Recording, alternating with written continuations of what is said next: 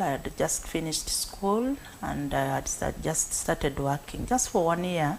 Then they started. Where were you working those days? Well, I was in a private facility in a clinic at Abaita Babiri. So you were a Msao? I'm a nurse. Wow.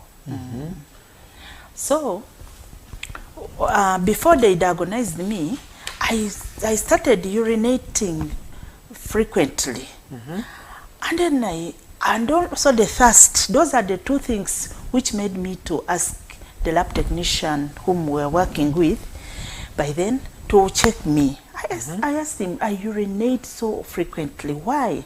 And I also feel very thirsty most of the time. Even if it is cold, I could feel thirst. I could look for cold drinks. So when he checked by then they used to check urine before even blood.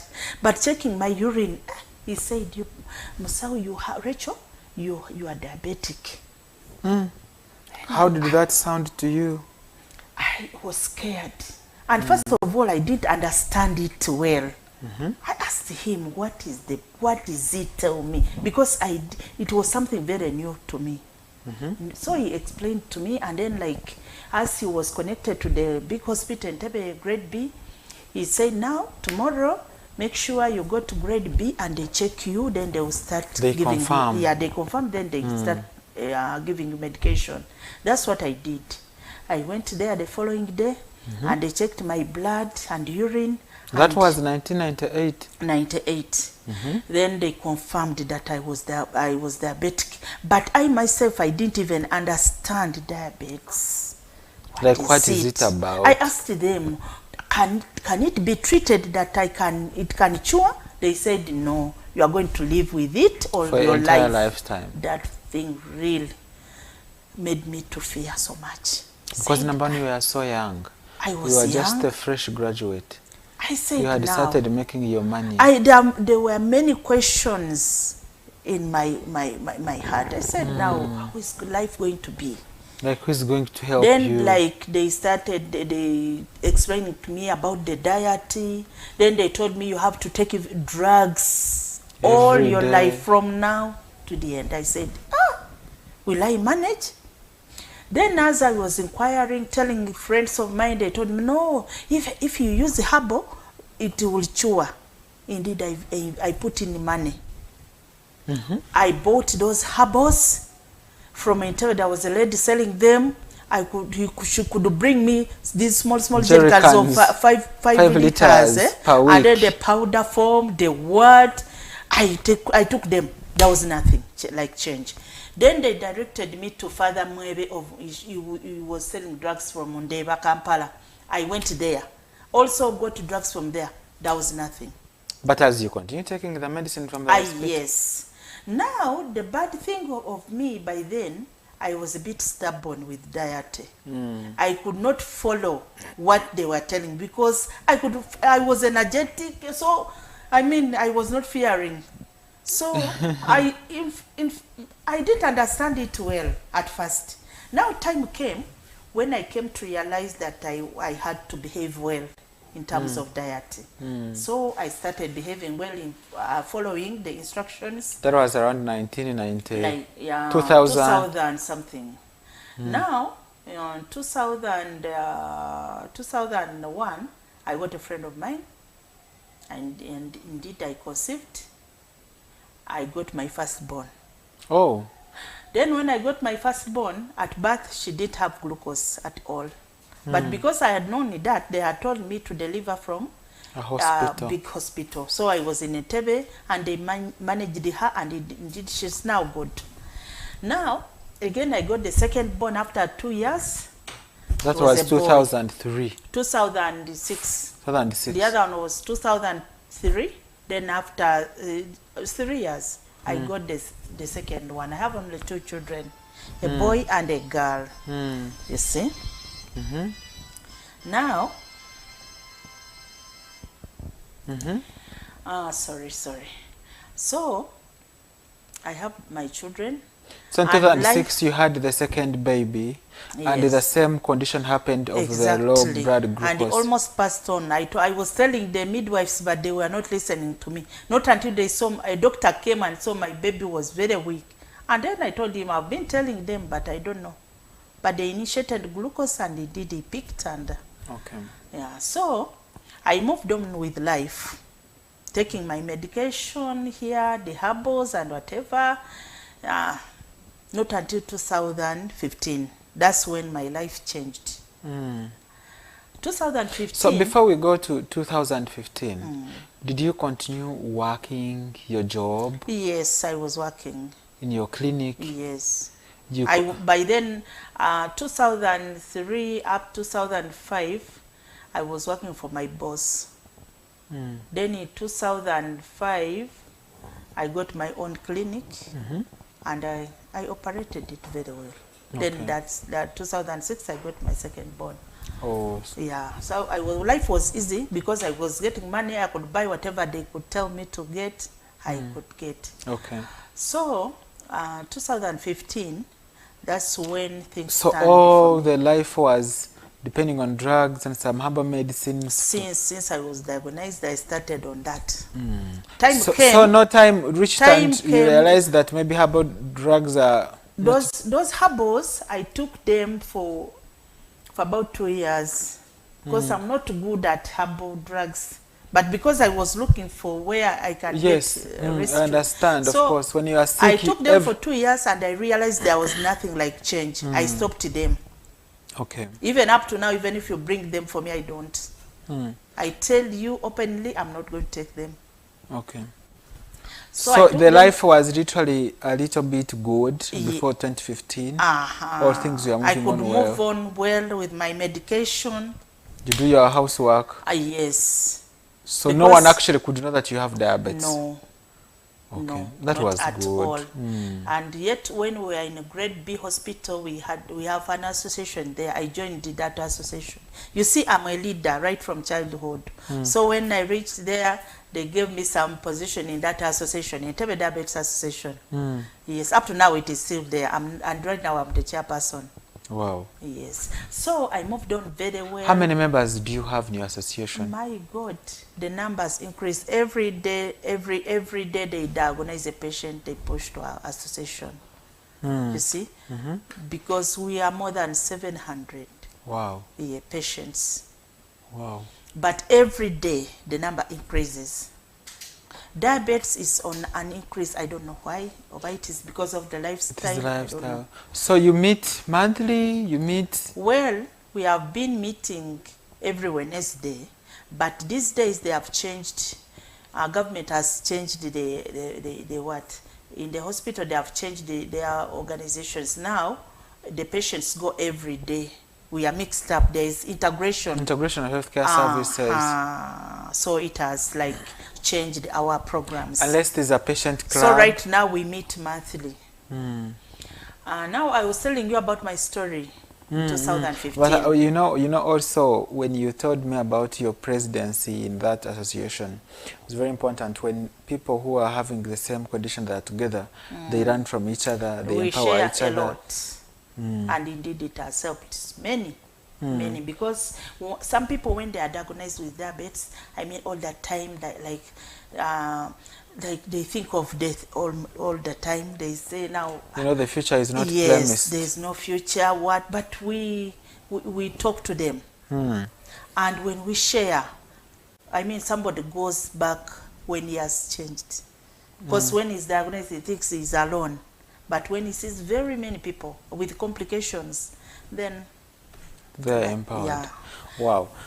Viewers, we want to thank you for Laughing Good Day Television. Of course, we have Mrs. Rachel Chisache. She's an expert patient, but with her experience of living with diabetes for the last 25 years, we cannot take her for granted, and her sharing expertise here, and of course empowering us, and of course telling us the dangers of diabetes, as she will be telling us how since 2015 how her life changed completely because of the condition, and of course how she could no longer work. But from Action 1998, when she had diabetes, no one knew it until 2014, maybe if she could tell you physically that she had it. And of course it's very important for us to know that from her words, the diabetes has increased. You can't imagine just an association at Entebbe grade B, and I don't think this brings all diabetes people across the country, rather for the people maybe around here central. It has more than 700 people, and that means that the diabetes is increasing. I think we shall come to your facility one day, Rachel, and learn from you, and we see maybe how many people are registering maybe newly diagnosed all the time, so that we can, you know, try to learn more about diabetes. Now, you were telling us about the 2015. So what happened exactly in 2015? Now, 2015, the story started like this. I was going to church, then I looked for a boda and It was a Sunday? It was a Sunday. I failed to get a boda, so I had to walk some distance. Something pricked me through the shoes into my foot, and I moved with it up to church. I was not feeling anything, no pain. Reaching church, my daughter saw blood on my foot, and she told me, "Mommy, you have a lot of blood. What has happened?" Only to check down, the metal was still there, and we removed it. I went back, cleaned. That was 2015 January, 2015, March. Early, Around yeah, Feb. around Feb there. So not early, no. It was around. It was September. Closing there. September. So I went back, I cleaned it thoroughly, I tried to take some antibiotics, but after a week the thing was just failing and I could not even walk. The pain was increasing every day. It started discharging. I didn't understand it well. Something big was coming. The second week they had to take me to the hospital because I started feeling feverish, and then like the swelling was increasing so much every day, and the smell. So when they took me to grade B hospital, I mean grade A by then, it was the private wing, grade A. I slept there one night and the care was not good. So the following day they had to take me to Kisubi hospital. Reaching there, one toy had turned black. It was But trying to peel off. I didn't understand. I was not understanding things. So reaching there, the surgeon told me he was going to remove it, to cut it off. And I said, I've never seen. But I had never seen such. Like so it was I just refused. a mystery.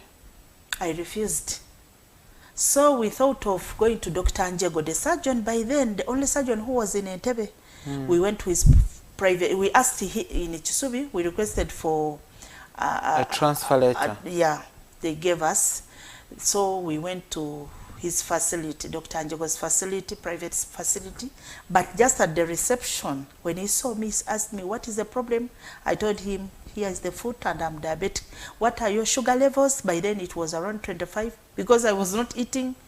I mean, I had lost appetite. So the glucose levels were going very high. So he told me, now, do you know what? You go to either Zambia or Mulago. But don't appear here again. Don't come here. Don't go anywhere. Then we feared to go to Zambia. But when I thought of going to Mulago, and by then I had nobody there because I had my grant who was working there by some years back. He was the academic, the late Chiswididi David was my grant. And he was working there. He was the academic registrar, Mulago Paramedical Schools. So he passed on. And then even the friends were not there. Some of them had passed on. Said, now he's going to help me in Mulago. I have nobody. No, don't take me there. Let's go to Koso. But even going to Koso, I knew it is an expensive hospital, but I had faith in me. You believed that all would work in your favor. I left it for God. I had only 15,000 on my account, on my phone. 15,000. But I was telling them to take me where? To Koso. Reaching Koso, just at the reception, the surgeon saw me and told me, no, you are this leg is for amputation, and you have to pay 2 million plus cash here. Then before we take you to theater. Then like I asked him, doctor, can't we pay 1 million? You take me to theater. Then as I'm going to be on admission, would they bring the balance? He just laughed and said, no, we need cash. Then I told my friends, let's go to Mulago. But if taking me in the vehicle, I started praying. I called my God. I said, God, come to my rescue. There's no one to help me, but come and help me now. Indeed, God helped me. He went even before us reaching Mulago. He prepared everything for me. Reaching there, somebody was there. Because I had a friend of mine called a colleague there. It's a Jang Josephine. She's a retired nursing officer. She was very good to me. She received us on arrival. And then like my file was processed very fast and I was admitted at level 4. Now when I was there, they worked on me very well.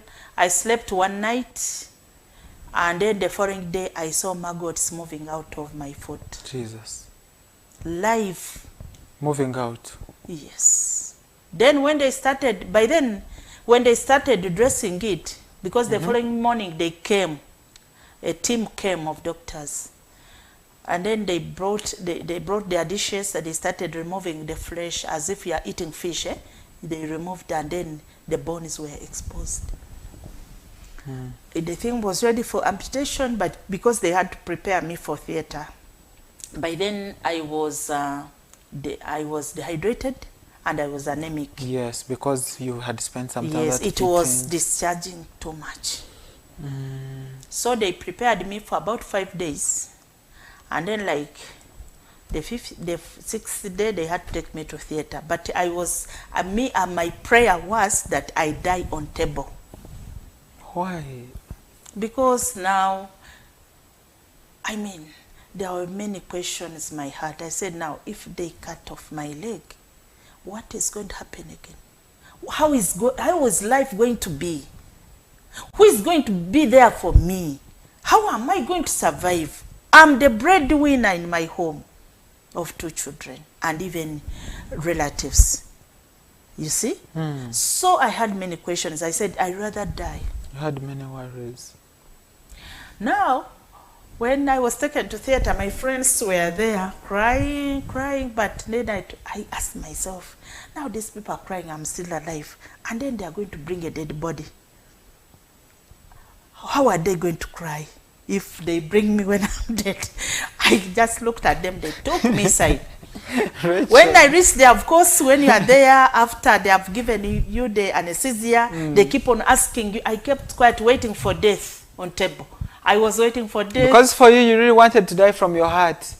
But I didn't. At the end of it, they told me, we are done now, Rachel. I said, my God, now what? I'm useless. I've not died.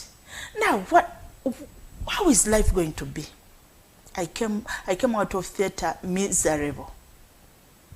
You had many, many whys in your heart. Then on admission there, when my friends were praying for me to heal, that I go back, I was praying always to die. Oh my goodness. After I just imagine which prayer were you giving to God. And indeed, if I knew where the keys of death were, I was just going to pick them myself. But I was calling God. God didn't hear my prayer, I can say. Now they discharged. Sorry, I'm laughing because like after like the prayer for dying. They discharged me.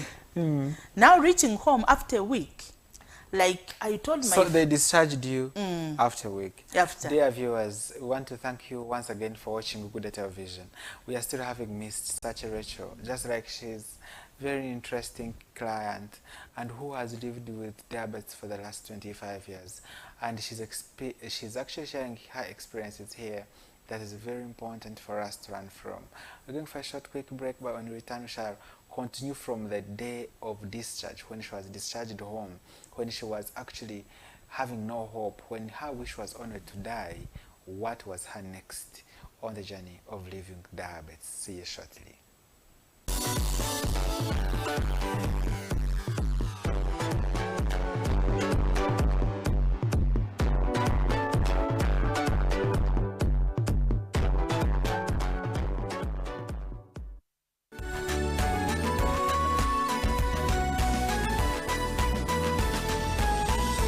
Good Day TV, transforming your life. Bakola bulungi emirimu gyabwe miyonjo genuine estate yagalettaka okutalinkayana yadde ennyombo genuine estate genuine estate. Oyagala ennyumba ey'ekirooto kyo, factory oba z'abapangisa, faamu yakulimirako oba yakulundirako, kyogere tukikuwe n'ekyapa mu ngalo. Tulina ettaka mu bibuga n'ebweru w'ebibuga. Ffe wano ku Genuine Estates Uganda Limited tupima amataka n'okuba pulaani z'amayumba. Tusangibwa mu tawuni y'e Wakiso ku Genuine House, Hoima Road. Tufune ku 039 oba 0759955526. Tukolere wamu oganyulwe kinene. In the neighborhood, near stagnant water and mosquito breeding sites, malaria lurks, always waiting to strike. But fear not, for here comes Mr. Vaxa, the ultimate protector against malaria. For years, malaria has been one of the biggest threats to children under 5, making them weak and even putting their lives at risk. But now, the government is introducing a new solution, the malaria vaccine. The malaria vaccine is now in the routine immunization schedule. The malaria vaccine is administered in 4 doses at 6 months, 7 months, 8 months, and 18 months. This vaccine will provide extra protection against severe malaria. And don't forget, routine immunization protects children from many deadly diseases. Every vaccine matters. Visit the nearest health facility for routine immunization services today. Mr. Vaxa, the malaria vaccine is free, safe, and ready to protect our children. Will you join the fight and complete all 4 doses? For more information, call the Ministry of Health on 0800 100 066. This message is brought to you by the Ministry of Health.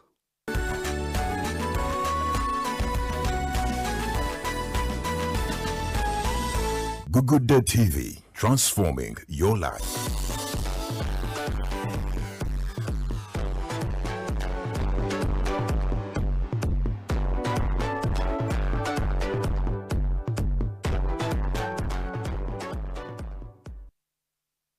I want to thank you for loving Google Data Vision every Wednesday at 9 p.m. Just like you can see me, Kamara Daniel, bring to you live health program, and of course wanting to reach to you wherever you are, and of course talking about health. And what matters about this is being empathetic to the people who live with non-communicable diseases, especially diabetes, hypertension, cancers, all those liver diseases. We have to be empathetic to them and give them time and learn from them. So tonight, just like you all know, that we are still speaking to Rachel Chisache. She's a nurse by profession, but she's here explaining to us what she has gone through with the life of diabetes. Before I went for a short quick break, we had stopped on the date of discharge.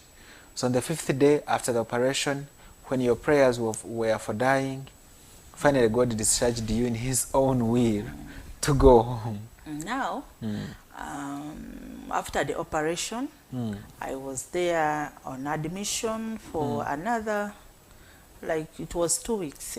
Then they discharged us because I was in Mulago for 2 months. Now, 2 months? Yes. Then when they discharged us, reaching home, I said, now, I have to help myself also. My children were young. By then, my firstborn was in primary 7. But reaching home from the hospital, only to see me with one leg, my girl ran away from home crying, and people had to go for her. Then like they talked to her slowly until she came back crying, and then she had to accept. Bambi, she was not believing. She was not believing. Even if it is then you, my by the way. boy was telling me, Mommy, where is your leg? Why didn't you come with it? You see?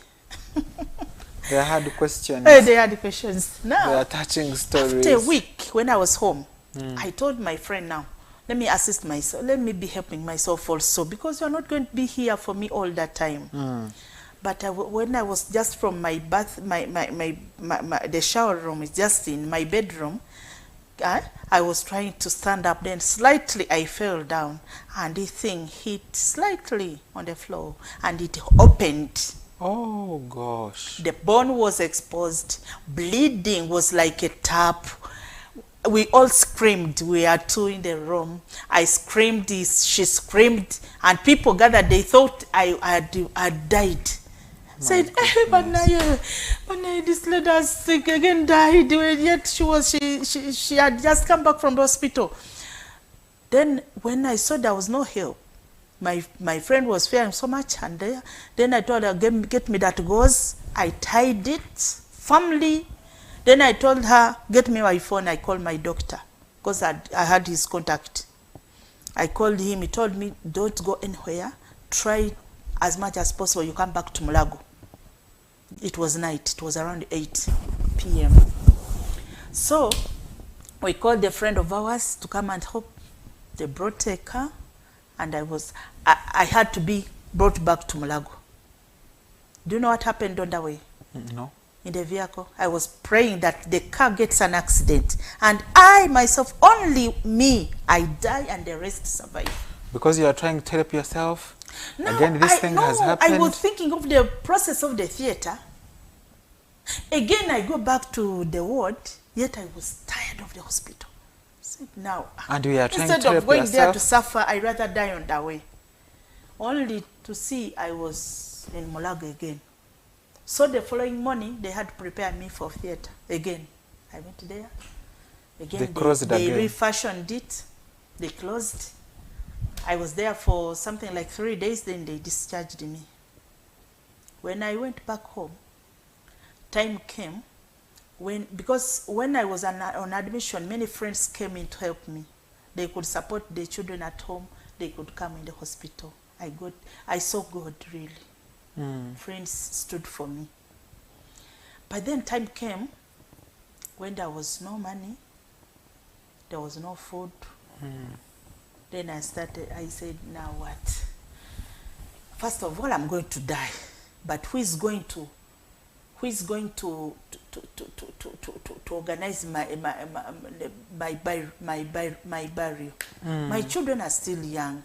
How old was your boy by 2015? The girl was in primary 7, 12, and the boy was around 8 there, 7. They were very young. Said no. Do you know what happened? I said no, I should prepare for my burial, I myself, if I die. Such that, because I knew I was going to die very soon. So what I did, I had got the number of these A+ funeral services. I called them. I was in my house alone. What? I was alone in my house, and I called them on my phone. They received, said, yes, how are you? Yes, I told them, I'm Rachel Chisache. Yeah, but I would love to know your charges.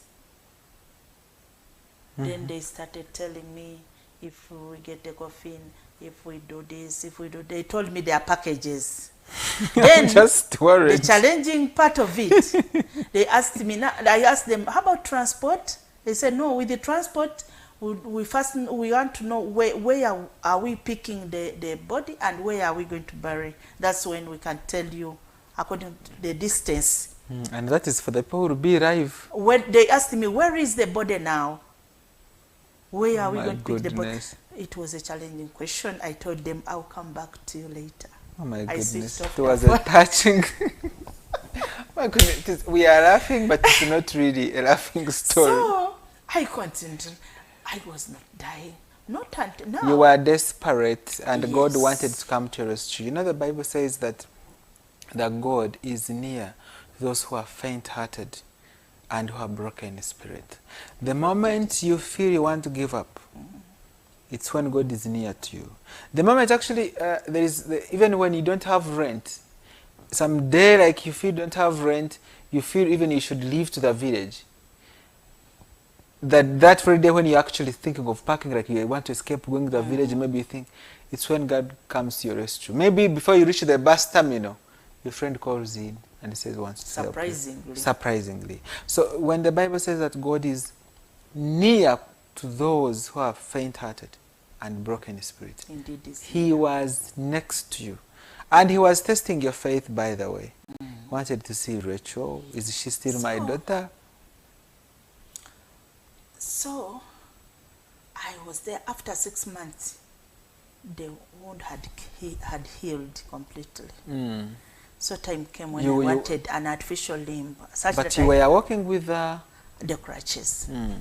So when time came for the crutches, I said, now I have to walk. I have to walk. But where am I going to get? Do you know that I got a loan on my bed there? I called a friend of mine Mhm. and I told her, I want money. Mhm. I want to buy an artificial limb. By then there were some people in Mulago there. They told me 1.5. Mhm. I got a loan. I paid them. They came, took the measurements. Kumbe, those people are not good.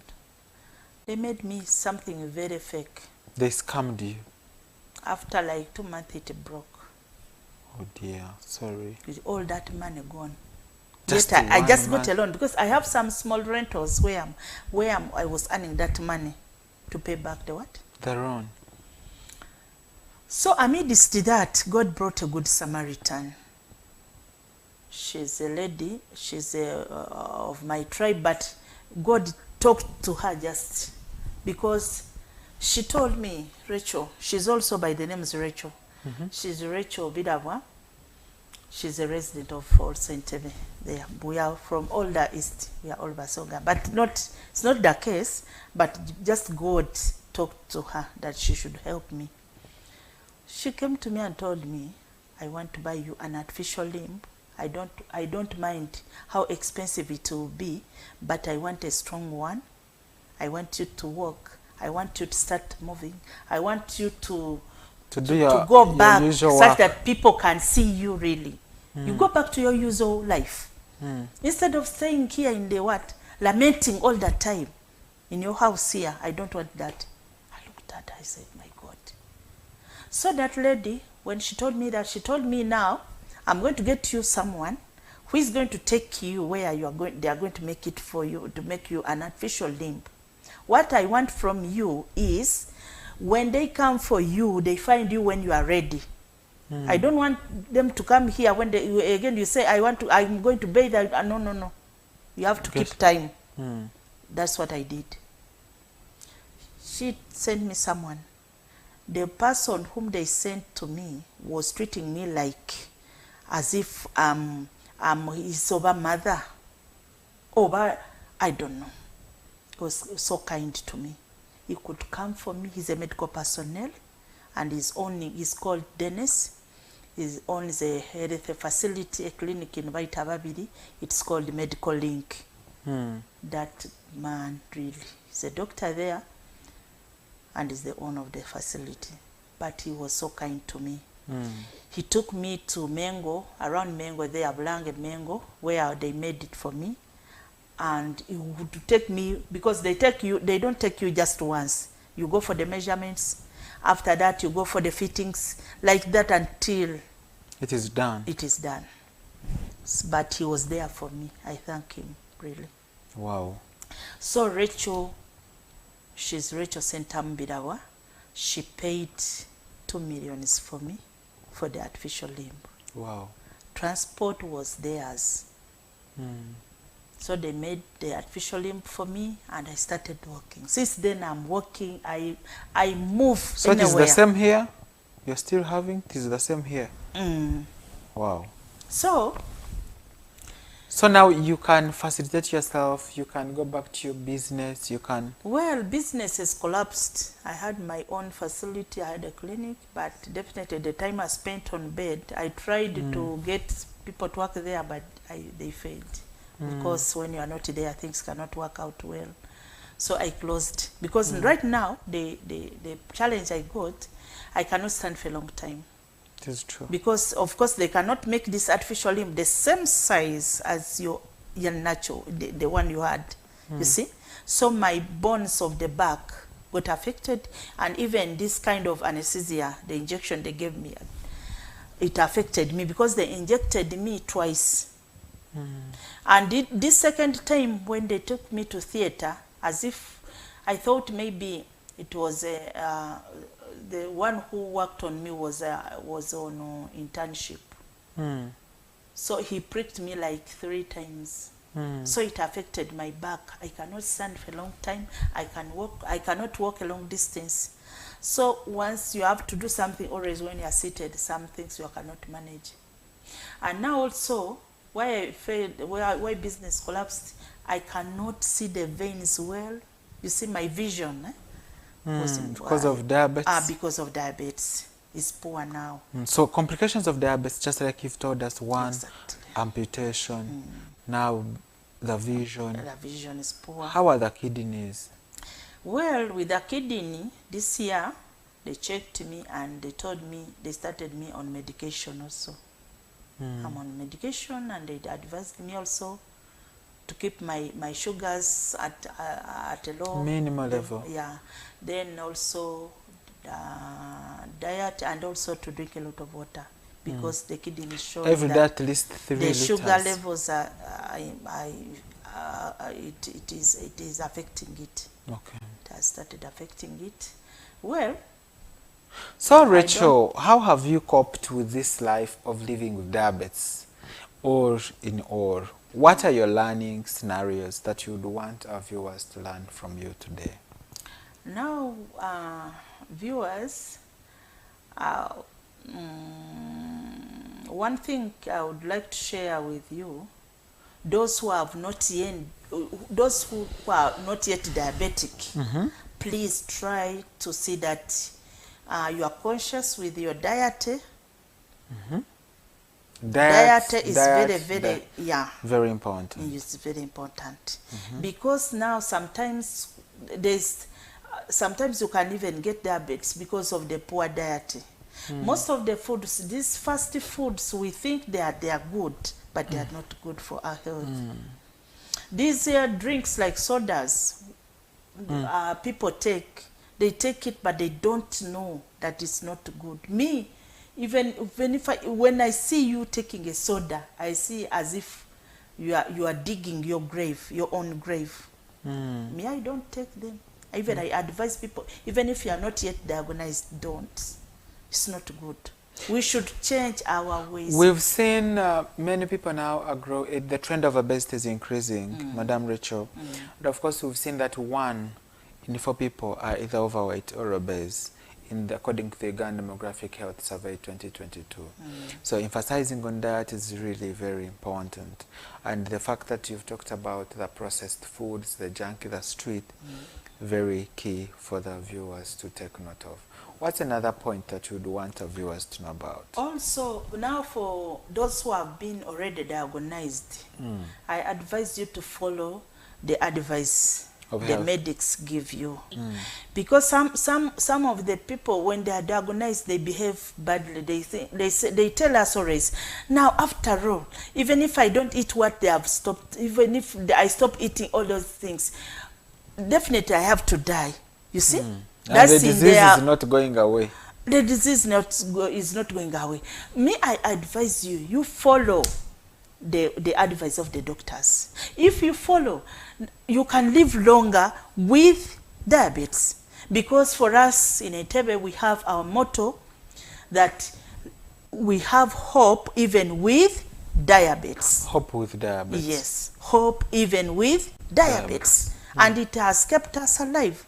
Because me now, my leg is off, but I do what I can. Life is still continuing, and I'm really happy. Okay. I also avoid stress, because a person like me, I have one leg, my vision is poor, I'm not working, but I'm happy. You see, I don't want things which stress me. No. I try to avoid stress, and indeed it has kept me. You see, I'm the breadwinner, yet I'm not working. I'm a single mother, you see. But you cannot believe. How old is your daughter now? She's 21.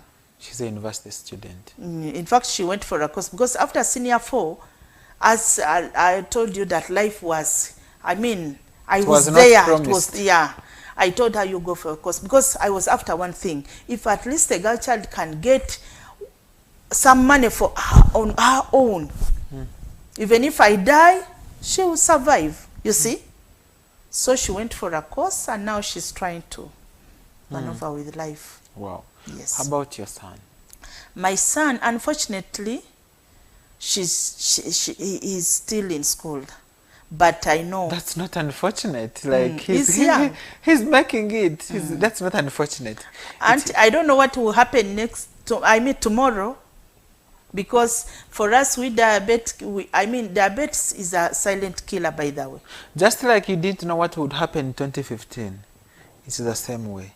Even the people who are not living with diabetes, they don't know also what in the next tomorrow. We just make plans, but we don't know what will come out positive. So we'd want actually to empower you more and more. And of course, we want to thank you for sharing your experiences with us here on Google Data Vision. We are very pretty sure that our viewers have learned a lot. Those ones who are at risk, those who are not at risk, and of course what we should indulge in and what we should do. So as we intend to come closer to this program, Rachel, what are your calls to the government of Uganda? And how, actually, before we go to the call to the government, how has the government of Uganda supported with the people who live with diabetes? I beg your pardon? How has the government of Uganda supported the people who live with diabetes? Well, I can say it has supported us by providing us drugs. Because in all hospitals, we have the drugs for diabetes. Okay. That one I can say. Because me, I get drugs from Entebbe, I get drugs from Chirudu, I get drugs from, I have access of all those hospitals. That is very as good. I told you, I'm the chairperson of Entebbe Diabetes Association. I move a lot. And also I had started forming up a foundation for amputees, diabetic amputees. But because of financial problems, somehow, somewhere I failed. But I had started it because those people need counseling. They need to listen The more. amputees, diabetic amputees. Because the future seems closed. I know what they go through. So I wanted to counsel them, to get them together, that we can keep life going, you see. But unfortunately, I have a number of them, but because of financial problems. Because I myself, I was the one supporting the foundation. When you have a meeting, you have to pay for everything.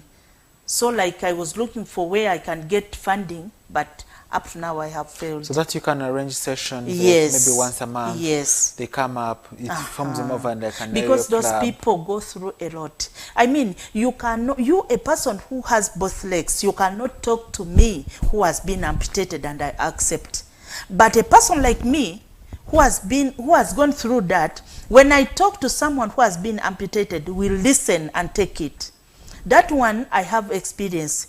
I treated one person whom was not my relative, but just a friend of mine knew that person.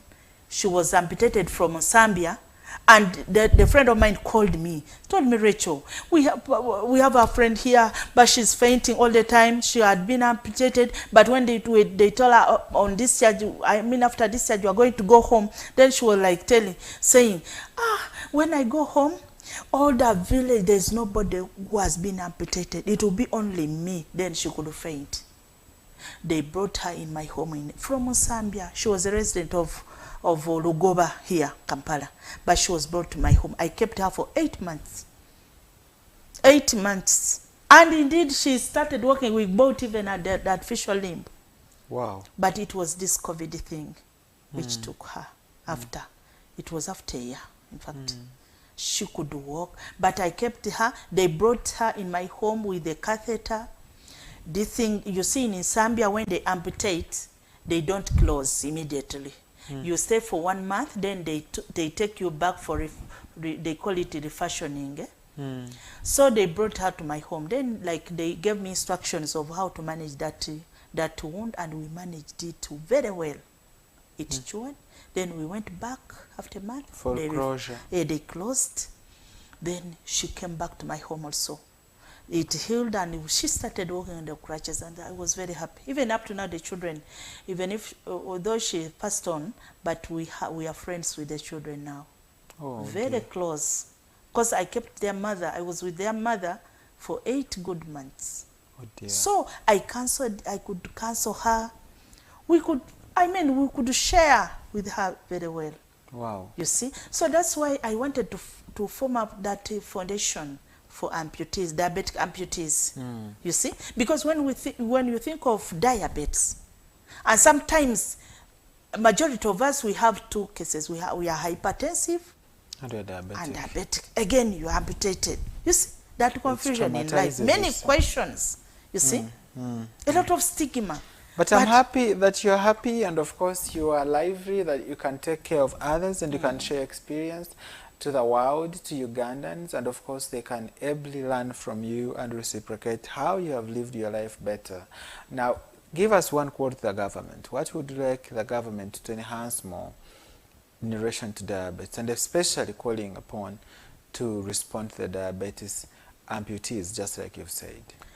Now, my voice to the government, more especially the diabetic, we diabetic patients would love the government to help us with the wheelchairs in the hospitals, especially on the diabetic ward.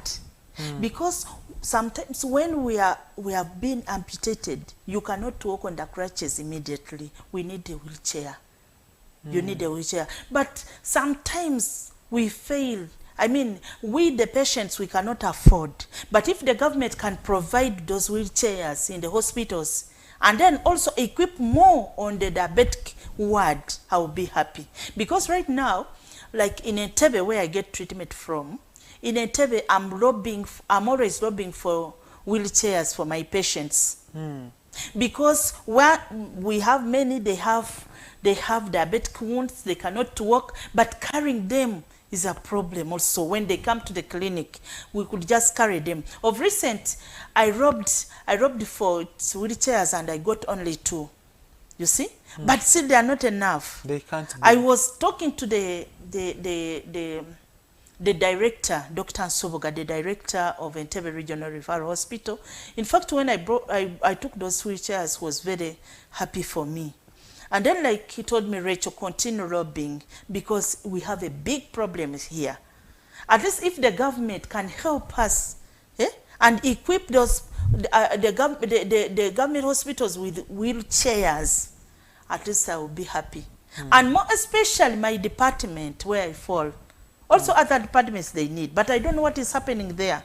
But most especially the diabetic ward, we need wheelchairs for our patients. We have amputees, we have those with the diabetic wounds, they are not working, but carrying them, it's a big problem. It's a big problem. For self-care, self-management, and others.